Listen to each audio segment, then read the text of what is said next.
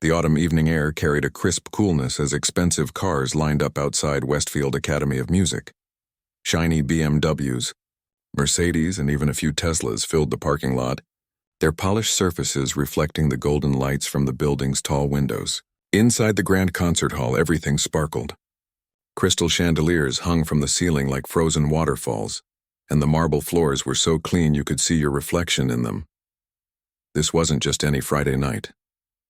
This was the annual Donor Gala, the most important event of the year. Wealthy parents, important business people, and generous donors filled the seats, all dressed in their finest clothes.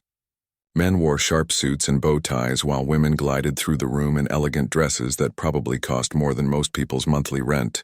Waiters moved silently between the crowds, carrying silver trays with champagne glasses and fancy appetizers that looked almost too beautiful to eat. Tyler Bennett stood backstage, rolling his shoulders and flexing his fingers. At 17 years old, he was already famous at Westfield. Everyone knew his name. Everyone knew his talent. He had just received his acceptance letter to Juilliard with a full scholarship, and his parents had thrown a celebration party that was still the talk of the school weeks later. His father owned a successful tech company, and his mother sat on the board of 3 different charities. Tyler had grown up with the best of everything: the finest piano teachers, a Steinway grand piano in his living room, and summer programs in Vienna and Paris. He looked at himself in the mirror backstage. His black tuxedo fit perfectly, tailored just for tonight. His dark hair was styled just right, not a strand out of place. He practiced a few scales on the practice keyboard nearby, his fingers moving with the kind of speed and precision that only came from thousands of hours of practice. But there was something in his eyes, something cold and distant, that showed he didn't just want to be good. He wanted everyone else to know they weren't as good as him. "You're going to kill it tonight," his friend Derek said, slapping him on the back. Derek played violin and would be performing earlier in the evening. "I know," Tyler replied, not even trying to sound modest. "Rachmaninoff 3. Most pianists won't even attempt it until they're in their 20s. I'm playing it at 17. He smirked. "Let's see anyone try to top that." Out in the hallway that connected backstage to the main concert area, an older man pushed a cleaning cart slowly across the floor. He wore a faded blue uniform with Westfield Maintenance stitched on the pocket. His name tag read Mr. Thompson, though most students probably couldn't tell you his first name even if their graduation depended on it. He was just the janitor, after all. Just part of the background, like the furniture or the walls. Mr. Thompson had worked at Westfield for 15 years.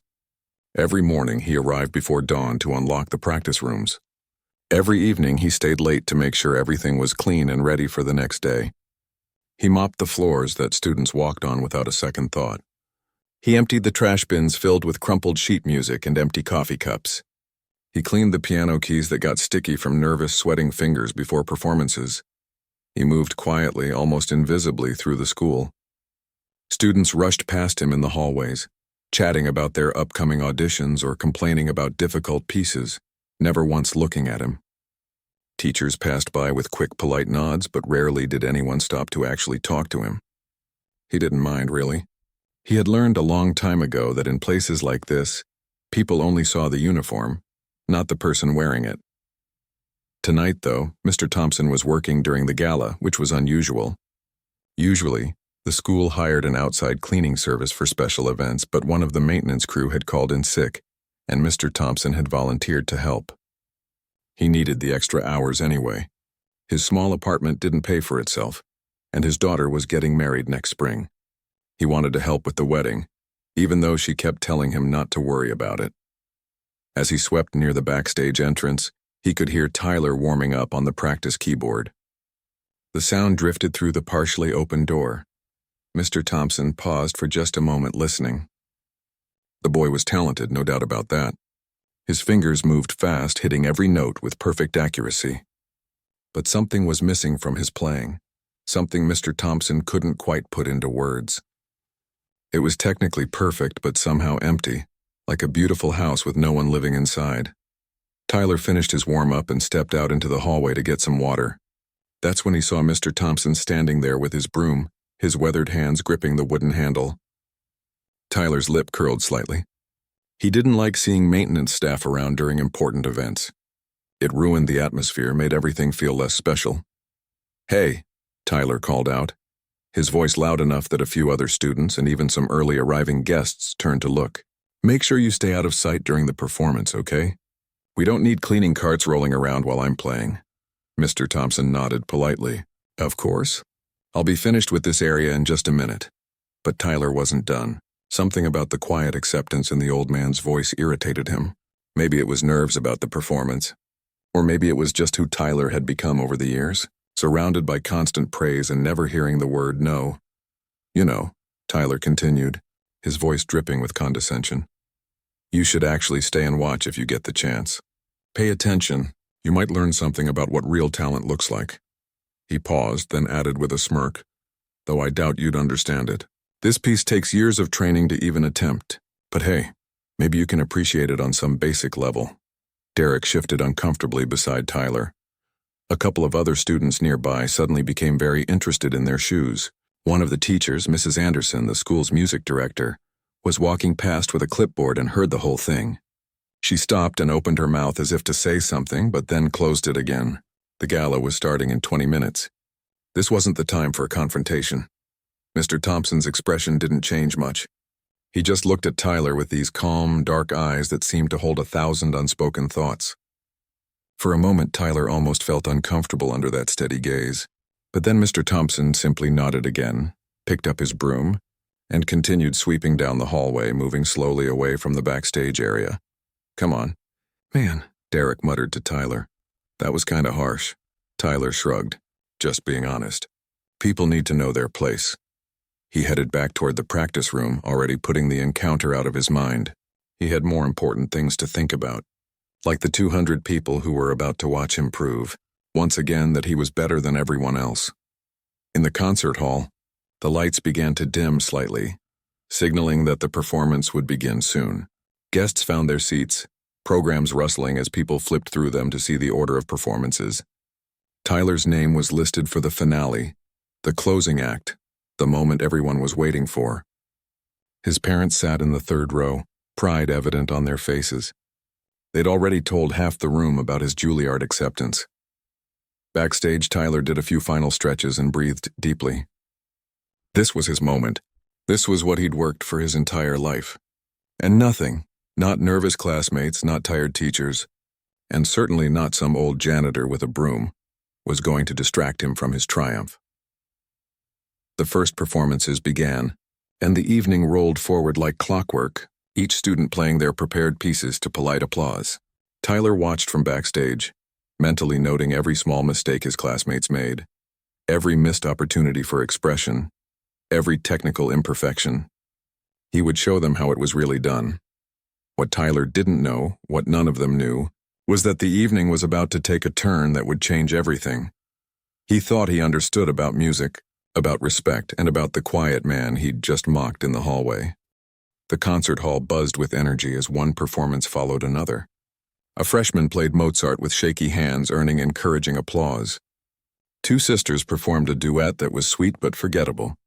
Derek played his violin piece competently, though he rushed through a few difficult passages. Each time someone finished, the audience clapped politely, took sips of their champagne, and whispered quietly among themselves. Tyler watched it all from the wings, arms crossed, counting down the minutes until his turn. He'd heard these same students practice for months. He knew every weak spot in their technique, every place where their musicianship fell short. None of them had his natural gift, his years of elite training, his perfect muscle memory that came from practicing 6 hours a day since he was 5 years old. Finally, Mrs. Anderson walked to the microphone at the center of the stage. The lights brightened slightly and the audience settled into an attentive silence. Ladies and gentlemen, she began, her voice warm and practiced, we now come to our final performance of the evening. I'm sure many of you have heard about our star pupil, Tyler Bennett, who recently received a full scholarship to Juilliard. Tonight he'll be performing one of the most technically demanding pieces in the classical piano repertoire, Rachmaninoff's Piano Concerto No. 3. Please welcome Tyler to the stage. The applause started before he even appeared. Tyler walked out with perfect posture, his expression confident but not quite smiling. He'd practiced this entrance in the mirror at home. He knew exactly how to carry himself, how to project success and superiority without saying a word. He reached the grand piano at center stage and bowed deeply to the audience. His parents beamed from their seats. His father actually stood up to clap, and a few others joined him. Tyler sat at the bench and adjusted it with precise movements. He placed his hands on the keys, closed his eyes for just a moment, and then began. The opening notes rang out clear and strong, filling every corner of the concert hall. His fingers flew across the keys with breathtaking speed, hitting every note exactly right. This was what he'd been born to do. This was where he belonged, elevated above everyone else, literally on a stage while they watched from below. The piece was a monster. Nearly 40 minutes of relentless technical challenges. There were cascading runs that sounded like waterfalls of notes, thundering chords that made the piano shake, and delicate passages that required the softest touch. Tyler handled all of it with machine-like precision. Not a single note was out of place. His timing was perfect. His dynamics were exactly as marked in the score. It was a technically flawless performance. The audience was impressed. You could feel it in the way they sat forward in their seats, in the way they stopped whispering completely, in the way some of them held their breath during the most difficult sections. When Tyler finally struck the last powerful chord and lifted his hands from the keys, there was a brief moment of silence before the hall erupted. People jumped to their feet. The applause was thunderous, echoing off the high ceiling. Someone even whistled. Tyler stood and bowed again, this time allowing himself a small smile. He bowed once more, then again, soaking in the adoration. His music teacher had tears in her eyes. His mother was clutching his father's arm. Derek was clapping hard from backstage, even though Tyler had barely acknowledged his performance earlier. This was it. This was the moment Tyler had worked for. Complete validation of his superiority. As he walked off stage, still hearing the applause behind him, Tyler felt invincible. Several people stopped him immediately, shaking his hand and offering congratulations. Mr. Harrison, one of the major donors, actually pulled out his business card. "That was extraordinary, young man. Truly extraordinary. If you ever need anything, you call me." Tyler thanked him with practiced humility, but inside he was thinking, of course it was extraordinary. That's what I do. He made his way back through the side hallway, loosening his bow tie slightly and rolling his shoulders. The adrenaline was still pumping through his veins. Other students congratulated him as he passed. Teachers nodded with approval. He was floating on a cloud of triumph. That's when he saw Mr. Thompson again. The old janitor was standing near the stage door with his cleaning cart, waiting patiently for the concert to end so he could sweep up any programs or debris the audience might have left behind. He had a small trash bag in one hand and that same worn broom in the other. When Tyler approached, Mr. Thompson looked up and gave a small nod of acknowledgement. Something about seeing the janitor there, in his shabby uniform, right after Tyler's moment of glory, irritated him all over again. It was like having something dirty next to something beautiful. It felt wrong. Tyler was still high on the applause, still feeling like a king. And here was this old man with a broom. A reminder that no matter how special Tyler was, ordinary people doing ordinary jobs would always be around. "Well," Tyler said, stopping right in front of Mr. Thompson, his voice loud enough that several nearby students and a few lingering guests could hear. "Did you watch? Did you learn anything?" He smiled, but it wasn't a kind smile. It was the smile of someone who knew he was better and wanted everyone to know it too. Mr. Thompson met his eyes calmly. "You played very well," he said quietly. His voice had a slight accent, something Tyler had never really noticed before. "Very technically precise." "Technically precise?" Tyler repeated, his eyebrows going up. He laughed, a short, sharp sound. "That was one of the hardest pieces ever written. Most professional pianists won't touch it. I just played it perfectly at 17 years old." He stepped closer, his voice dropping but still audible to those nearby. "But I guess someone who pushes a mop for a living wouldn't really understand the difference between good and extraordinary, would they?" A few people nearby shifted uncomfortably. One of the other students, a girl named Amy, actually gasped softly. Derek had followed Tyler into the hallway and froze when he heard what his friend was saying. Mrs. Anderson was talking to some parents near the stage door and turned at the sound of Tyler's voice. Her face tightened with disapproval, but again she didn't intervene. The evening was almost over. Better to just let it go. Mr. Thompson's expression didn't change much. There was something in his eyes, though. Not anger exactly. Not even hurt. It was more like Sadness, maybe. Or disappointment. He looked at Tyler the way you might look at a child who just doesn't understand something important yet.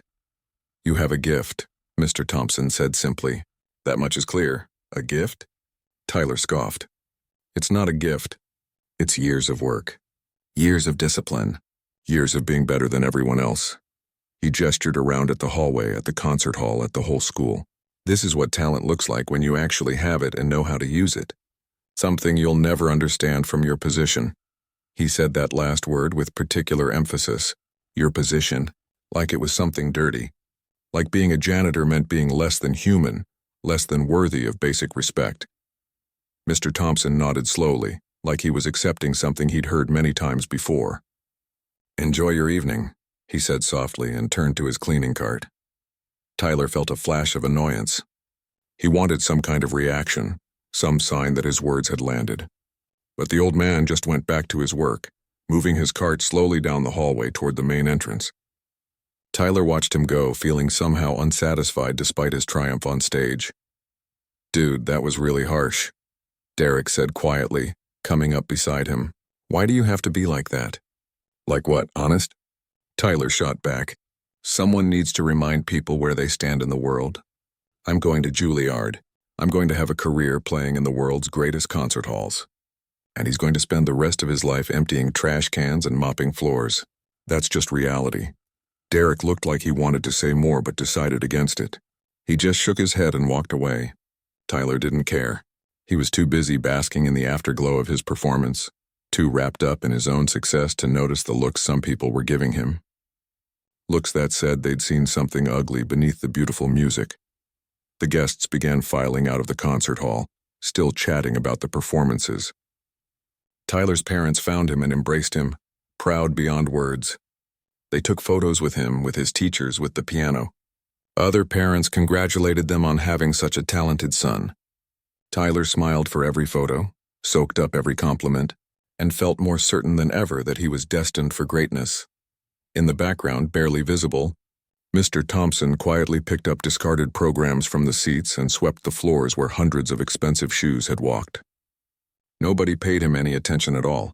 What none of them knew, what none of them could possibly imagine, was that in just a few minutes, everything Tyler believed about talent, about worth, about who deserved respect and who didn't, was about to be shattered completely.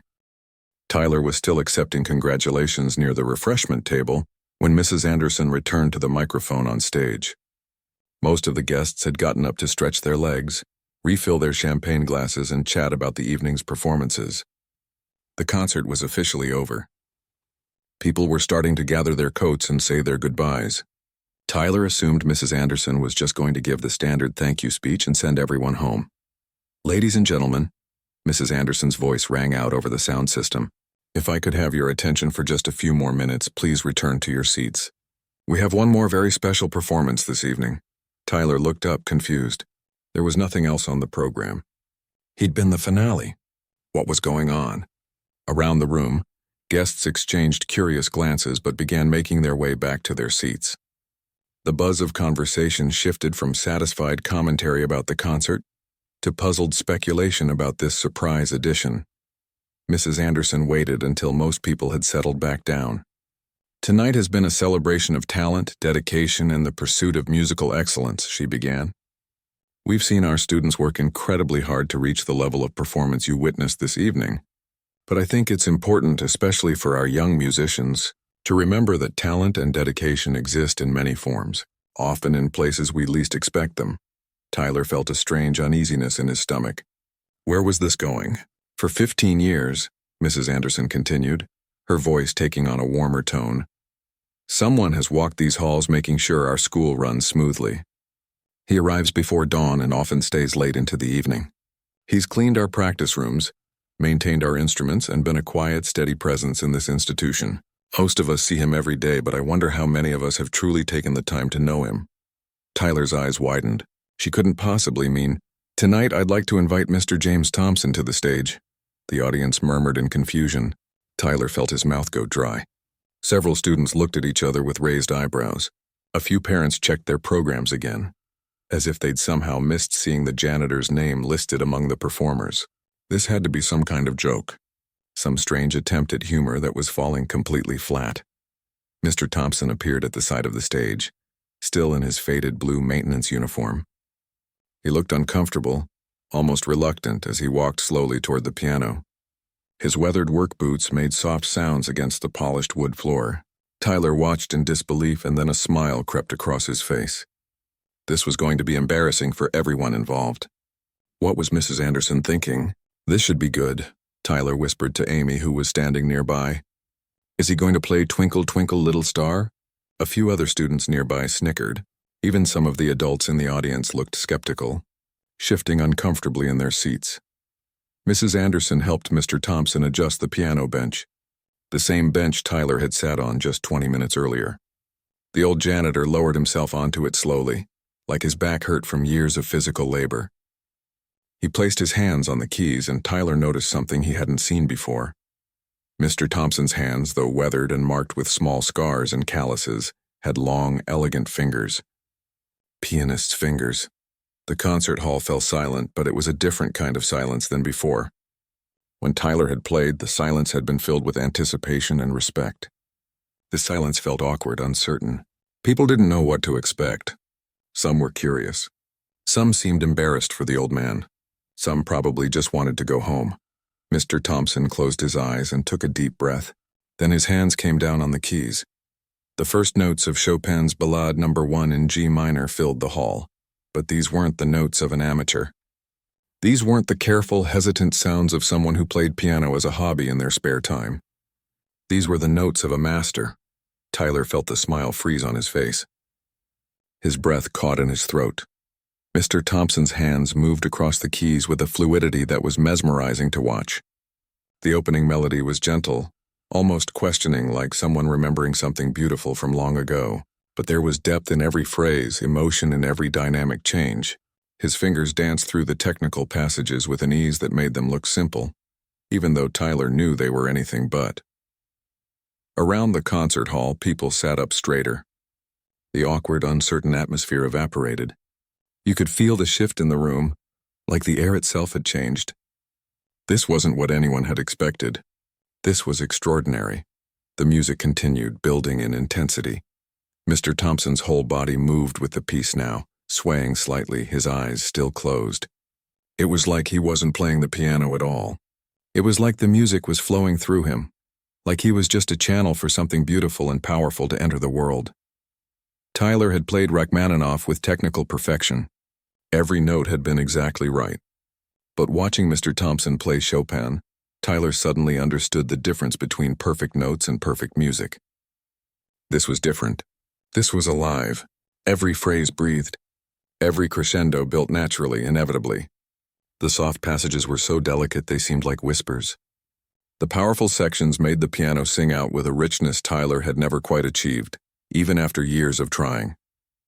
People in the audience weren't just listening anymore. They were experiencing something. Tyler saw his own mother lean forward with her hand over her heart. He saw Mr. Harrison, the tough businessman who'd given him his card earlier, with tears actually rolling down his cheeks. Mrs. Anderson stood at the side of the stage with her eyes closed, a peaceful smile on her face. The piece moved through its various moods, tender moments that felt like memories, stormy passages that crashed like waves, and everything in between. Mr. Thompson navigated all of it with an assurance that only came from years, decades even, of deep understanding. This wasn't someone who'd learned piano. This was someone who'd lived piano, who'd breathed it, who'd made it part of their soul. Derek stood next to Tyler backstage, his mouth literally hanging open. "How is this possible?" he whispered. Tyler couldn't answer. He felt like the floor had disappeared beneath his feet. Everything he'd thought he knew, everything he'd been so sure about just minutes ago was crumbling. The cruel words he'd spoken in the hallway suddenly echoed in his head. But now they sounded different. Now they sounded ignorant and hollow and small. The music built toward its climax, Mr. Thompson's hands moving faster now, playing passages that were technically as demanding as anything Tyler had performed. But where Tyler's playing had been about proving his skill, showing off his technique, Mr. Thompson's playing was about something else entirely. It was about the music itself, about beauty, about feeling, about communicating something that couldn't be put into words. The final section arrived. Powerful and declarative. Mr. Thompson's hands crashed down on the keys, drawing out every ounce of sound the piano could produce. The notes rang out like bells, filling every corner of the hall, echoing off the walls and ceiling. And then gradually, the piece quieted again, ending with soft, gentle notes that seemed to float in the air like falling leaves. When Mr. Thompson played the final chord and lifted his hands from the keys, the silence that followed was profound. Nobody moved. Nobody breathed. It was as if the entire audience needed a moment to return to reality, to come back from wherever the music had taken them. Then someone started clapping. Then another person. Then suddenly everyone was on their feet. The applause was deafening, even louder than it had been for Tyler. But it was a different kind of applause. It wasn't just appreciation for technical skill. It was gratitude. It was awe. It was the sound of people who'd just witnessed something truly special, something that had touched them deeply. Several people were crying openly now. The applause continued, wave after wave of it for what felt like forever. Mr. Thompson stood slowly, looking overwhelmed and modest despite what he'd just done. He bowed slightly, his face reddening, clearly uncomfortable with the attention. Tyler stood frozen backstage, his hands hanging limply at his sides. His earlier triumph felt like ashes in his mouth. He'd been so proud, so certain of his superiority. And now, watching this old man in a janitor's uniform receive a standing ovation that seemed to shake the very foundations of the building, Tyler felt something he hadn't felt in a very long time. He felt small.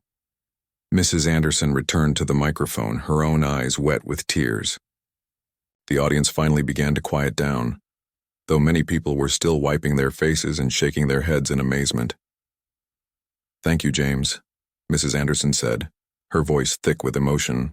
"I think everyone here would agree that what we just witnessed was extraordinary." The applause started again, and Mrs. Anderson had to wait for it to die down. "Now," she continued, looking out at the audience, "I think you all deserve to know the story behind what you just heard. The story of the man in the maintenance uniform who just played Chopin like few pianists in the world can." Tyler's heart was pounding. He suddenly realized that whatever was coming next was going to make everything even worse. Mrs. Anderson waited for complete silence before continuing. Mr. Thompson stood beside her at the piano, looking like he wanted to disappear into the floor. He'd never been comfortable with attention, even back when attention was part of his job. "Many of you don't know James's story," Mrs. Anderson began, her voice gentle but clear. "And honestly, until about a month ago, I didn't know the full story either. James is a private man. He doesn't talk much about his past. But I think tonight, after what we've all just witnessed, his story needs to be told." She glanced at Mr. Thompson, who gave her a small nod of permission. 23 years ago, James Rivera Thompson was the principal pianist for the National Symphony Orchestra in Mexico City. He performed in concert halls across Europe, South America, and Asia. He studied at the Moscow Conservatory under some of the greatest piano teachers in the world. He recorded 3 albums that received international acclaim. Critics called him a pianist of extraordinary sensitivity and technical brilliance. The audience sat in stunned silence. Tyler felt like he might be sick. The principal pianist for a national orchestra. The Moscow Conservatory. International tours. This wasn't just some guy who played piano pretty well.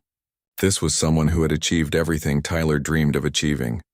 James was on tour in Vienna, Mrs. Anderson continued, performing with the orchestra when he got a phone call that changed his life. His daughter, Isabella, who was 15 at the time, had collapsed at school. She was rushed to the hospital in Mexico City, and the doctors discovered she had acute lymphoblastic leukemia. Several people in the audience gasped. Tyler saw his own mother put her hand to her mouth. James left Vienna immediately. He left the tour, left the orchestra, left everything. He flew home to be with his daughter and his wife. The doctors in Mexico City did what they could, but Isabella's case was complicated, aggressive. The cancer wasn't responding to standard treatments. Mrs. Anderson paused, letting the weight of the story settle over the room. James learned about an experimental treatment program at a hospital here in our city. It was cutting-edge research, but it was expensive, and it wasn't covered by any insurance outside the United States. So James made a choice. He moved his entire family here. He found this job at Westfield because it offered health insurance that would cover Isabella's treatment, and because the hospital was only 15 minutes away. He could work his shifts and still be there for his daughter's appointments, her chemotherapy sessions, her surgeries. Tyler's hands were shaking. He gripped the edge of a nearby table to steady himself. The treatment program lasted 3 years, Mrs. Anderson said. 3 years of uncertainty.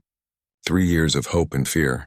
James worked here during the day, spent his evenings at the hospital, and somehow found time to be a father and a husband through all of it. He never complained. He never asked for special treatment. He just did what needed to be done. Mr. Thompson's eyes were glistening now, though he was trying hard to keep his composure. He looked down at the piano keys, his fingers absently touching them, as if drawing comfort from the familiar feel. Isabella survived, Mrs. Anderson said, and her voice lifted with genuine joy. She's been cancer-free for 18 years now. She went to college, became a pediatric oncologist, and now she works at the same hospital that saved her life, helping other children fight the same battle she won. The audience erupted in applause. People were smiling through their tears. Mr. Thompson wiped at his eyes quickly, a small, proud smile crossing his face at the mention of his daughter's success. When the applause died down, someone in the audience called out, "But why did you stay? Why didn't you go back to performing?" Mr. Thompson looked up, surprised by the question. Mrs. Anderson gestured to him, encouraging him to answer. He cleared his throat, uncomfortable with speaking to such a large crowd. "I thought about it," he said quietly, his voice carrying that gentle accent more noticeably now. "When Isabella recovered, my wife asked me the same thing. She said I should contact the orchestra, start performing again. I was only 42. I still had time." He paused, choosing his words carefully. But something had changed in me during those 3 years. I realized that the life I'd had before, all the traveling, all the performances, all the applause, it meant nothing compared to being there for my daughter, for my family, and I had found something else here, something I hadn't expected. He gestured around at the school, at the concert hall. Working here, I got to be around music every day. I heard these young students practicing, learning, growing. I heard their frustrations when they couldn't get a passage right. I heard their joy when they finally mastered something difficult. And I realized that being close to music, even if I wasn't performing it, was enough for me. More than enough. His voice grew softer. I play for myself sometimes late at night when the school is empty.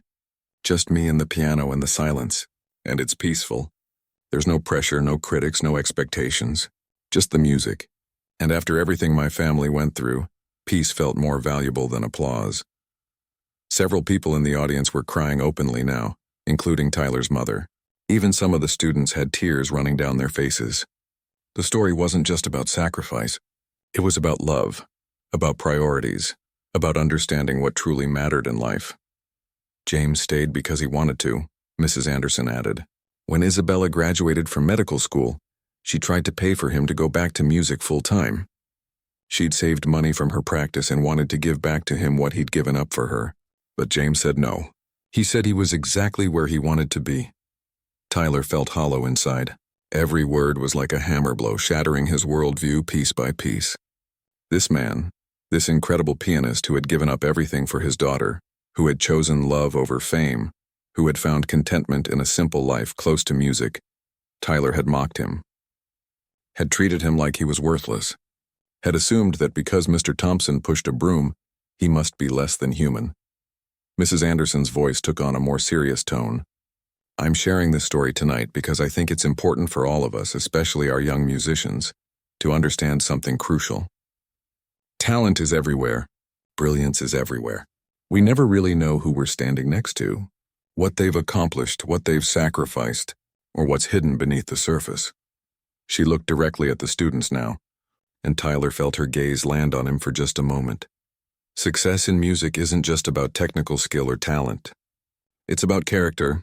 It's about humility. It's about understanding that every person you meet has a story, has dignity, has worth that goes far beyond their job title or their current circumstances. The janitor might have been the concert pianist.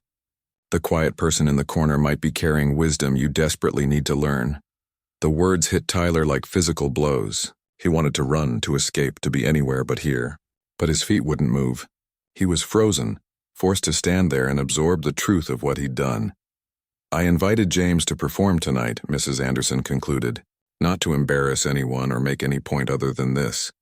Respect is not something we should give only to people we think are impressive. Respect is something we owe to every human being we encounter, simply because they're human. We never know what battles someone has fought, what they've overcome, or what gifts they carry inside them.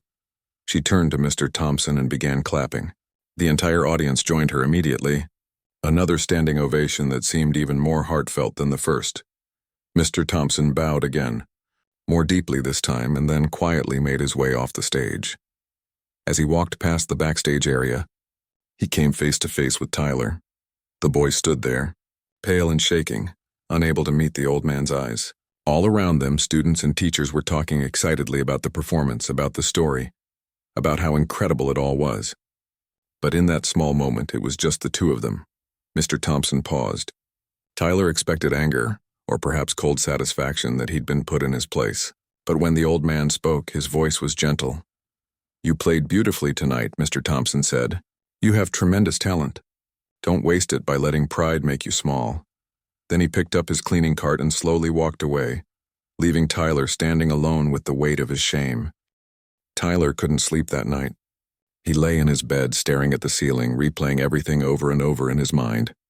Mr. Thompson's performance, the story of his daughter, the sacrifice, the choice to stay, and worst of all, Tyler's own words echoing in his head like an accusation he couldn't escape. Someone who pushes a mop for a living wouldn't really understand. Let's see anyone try to top that?